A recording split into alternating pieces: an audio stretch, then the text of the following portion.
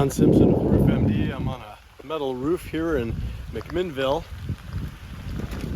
It's a fairly new roof, but it is leaking at this general area as well as presenting down here. There are only two fasteners slightly high. I don't like seeing all this silicone here. It's mostly attached, a little bit of an opening there. Potential for backflow under here in this gap, not so good. We also had a lot of dirt and pine needles just stuck in the valley, and water can backflow up here and let most of these things go, pull the crud out, and then we get some better flow. So this one I'm going to advise some observation. If that clearing of the valley corrects it, then that's great.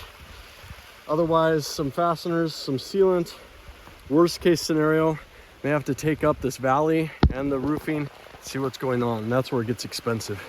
This has been John Simpson here in McMinnville on a 4 and 12 metal roof.